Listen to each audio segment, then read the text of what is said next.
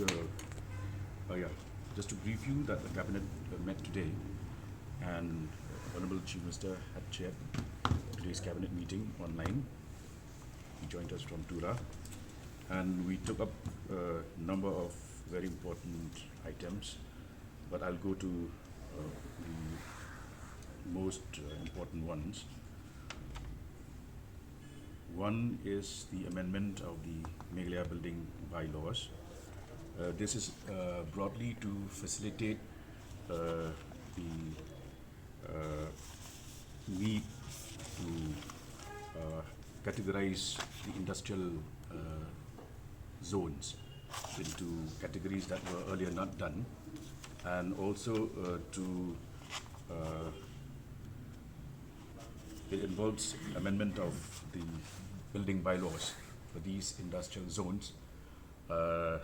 And as you are aware, the expansion that is happening currently, especially in the New Shillong area, the new city, has to be planned in a very scientific manner, which is why we need this new set of bylaws for the industrial zones to be in place, and these were considered and approved by the cabinet.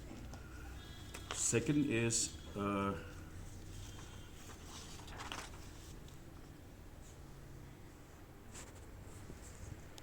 we agreed to the Meghalaya Forensic Science Laboratory Service Rules 2021, and this involves the creation of the Mobile Forensic Crime Scene Unit, and Cabinet agreed to the creation of more posts in these Mobile Forensic Crime Scene Units, which will facilitate crime detection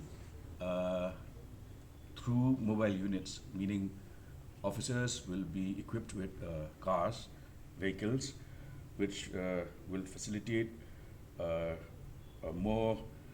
faster detection of crimes. And we also agreed to the proposal to have scientific officers, senior scientific assistants, and laboratory assistants across all districts. This was necessitated in view of the fact that crime scene detection was not a component of the service rules until Cabinet took up this matter today. And also we agreed to the selection of the chairperson of the Zila Sainik Welfare Officer Tura. In this particular gentleman, Colonel Darrell Hopkins, was recommended by the Departmental Selection Committee for selection as Zila Sainik Welfare Officer Tura for a period of 5 years. He is currently 52, and we have approved his appointment for a period of 5 years as Zila Sainik Welfare Officer Tura. Then the other and more important decision was also taken for the selection of the chairperson for Real Estate Regulatory Authority. The crux of this matter is that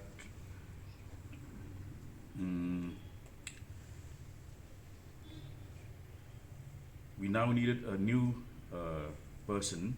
chairperson to head this regulatory authority.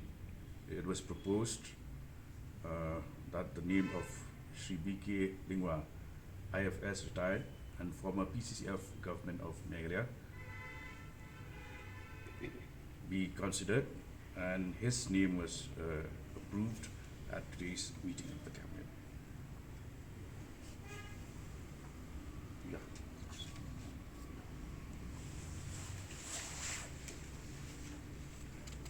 Finally, there was a proposal from the CNRD department for the constitution of the Meghalaya Rural Development Services Recruitment Board, which would help the uh, activities of the CNRD, where officers are proposed to be recruited through an expert committee or a board. The members of the service being postgraduates and postgraduate diploma holders from reputed institutes, and they will be selected through a rigorous examination process and posted at the blocks as junior rural development officers. We have indicated that there would be GRDO at the entry level. The number would be 59, and the number of posts required to be updated have also been indicated and approved. Now the crux of this proposal is that since these junior rural development officers, there is a paucity of officers at the ground level, and going through the MPSC would delay the process of selection of such officers. So the need to have and to constitute the Meghalaya Rural Development Services Recruitment Board was felt, and this was put up before the Cabinet and it was approved today. So regarding this building bylaws, if you can tell us that whether it will only be applicable only in the New Shillong Township area or also here in the old. In all the designated industrial estates across Meghalaya, because urbanization is an ever ongoing process and it is expanding, but as of date, certain categories of buildings have not been duly notified, and therefore there is a need to regulate such buildings. There is a need to categorize them, to define the FAR of each of the categories, setbacks, all of those issues. Hence there's a need to regulate such buildings, and therefore the Cabinet decided that in view of the growing urbanization and the emergence of new urban centers, so within these industrial zones and estates, the categorization of these buildings and their applicability of the bylaws will be extended to those industrial zones. So if you can tell us what is the kind of I can share the details with the you. regulations that are being proposed. I can share the in details with agenda. you later. It's a very detailed proposal. What type of buildings? Means you said certain category. These are all industrial buildings. So it is not for old Shillong. No, these are all for as I said, the industrial estates, industrial zones. It's wherever such activities are taking place. So right now, New Shillong is the immediate point of attention, but it will be across the state wherever such industrial estates are being created. But is New Shillong been declared as an industrial estate? No. What is happening is that in areas like Mau Kanu, areas like Mau Kasiang, we will have these industrial zones within areas already acquired by government of Meghalaya. Can the cabinet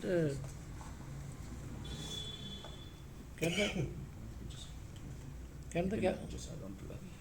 can the cabinet take decisions on three things? One is when the model code of conduct is there, appointment of a person Tura, Silla Parishad, because the whole district is under code of conduct. Then forensic recruitments, and also BK Lingua has some official appointment. Well, Cyril is here. He is in the law department. So Mr. B.K. Lingwa's appointment is for the state of Meghalaya, right? It's not for a particular district. Of course, the ZSWO is for Tura, but there's no relation with election. The person doesn't have any work with election, and the post cannot be kept vacant. It has to be, approved by the cabinet, and then subsequently orders will be issued for appointment. So appointment order is not yet issued. If requirement, we will check with the CEO's office if that requirement is there, as you pointed out, right? And BK Lingwa's issue is not an issue. He is for the state of Meghalaya. These are all statutory requirements which have to be fulfilled, in fact. So that appointment of Mr. BK Lingwa as chairperson of RERA, there should not be any issue. What about the forensic? Forensics it's an ongoing thing. So forensic, in fact, is like this. As you are aware, from 1st July of this year, we have the new Criminal Procedure Code, the BNSS of 2023. As per that act, there is a requirement under section 176(3) of the BNSS that for certain heinous crimes, mobile forensic investigators should go to the crime scene to collect forensic evidence. This is the requirement of the law. So to keep the requirement of the law, the government has sanctioned these posts much earlier. Recruitment process has started, and in fact there was a requirement that the service rules have to be updated because there's a new division in the Forensic Science Directorate called Mobile Forensic Crime Scene Unit, which will manage this collection of forensic evidence at the ground level wherever the crime happens. So these posts are created for all districts. So this is the requirement of the law, and hence the cabinet has approved the amendment to the service rules to include these new posts that have been created to the schedule of the mobile forensic crime, the mobile forensics, Meghalaya Forensic Service rules. So a related Well, question. how many such mobile forensic crime unit are For there? each district, one for each All district. districts will be covered. So a related question is that shows that our crime scene investigation is not up to the mark. No, that's not the point. Like I said, the law has come into force from 1st July, the new Criminal Procedure Code, which is now called the BNSS. You are all aware. Cabinet had approved this, and from 1st July onwards, the BNSS has come to force. The BNSS stands for the Bharatiya Nagrik Suraksha Sanhita of 2023. Now, as per 176(3) of the BNSS, this section provides that for every type of crime as defined in this section, the procedure of investigation is such that the mobile forensic crime scene unit officers have to go to the crime scene to collect evidence, so that in the court of law tomorrow the prosecution's case is much more strengthened because you're collecting evidence at the crime scene. Now the government has already sanctioned the creation of these posts, in fact in the month of July itself, and in fact the recruitment process has already been notified to the MPSA. Now there's a requirement to update the service rules because this new crime scene unit has now been created, so we need to add it to the Meghalaya Forensic Science Laboratory Service Rules of 2021. So this was an amendment that we brought to the service rules today, so as to incorporate this new unit called the Mobile Forensic Crime Scene Unit in accordance with the BNSS law and keeping ourselves up to date. So in fact, the government in the Home Police Department is up to date so that these officers are recruited at the earliest, and the forensic evidence as per the BNSS is collected as per the due process of law. There has Yeah. been It's, this, it's an improvement of the existing infrastructure. Yeah. so there has been this concern that the forensic lab in Meghalaya is not adequately equipped. So what steps is the department going to take to ensure that the forensic lab is fully equipped? Because even DNA tests, So in government fact, has to send outside. in fact, to answer that question, the government has been taking steps over the past few years to ensure that the forensic science lab is fully up to date. For example, in June of last year, the government had upgraded the forensic science lab to a full-fledged directorate. I think some of you are aware. So we created a directorate under the Home Police Department. Earlier it functioned under the DGP office. With that, today we have said that these posts have already been created as per the law. And definitely, mobile vans also are being procured, and some have already been procured.